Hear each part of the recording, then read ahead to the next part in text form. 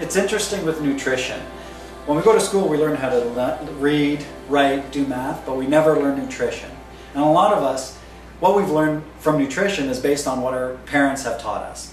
And a lot of the times, what we've been taught is not really the way we want to continue our lives.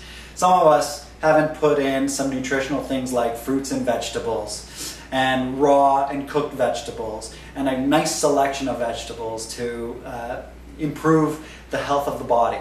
So what we want to do is, when patients sit down with me, we look at nutrition as the basis of building the body and strengthening the body. A solid nutrition is the first foundation of good health.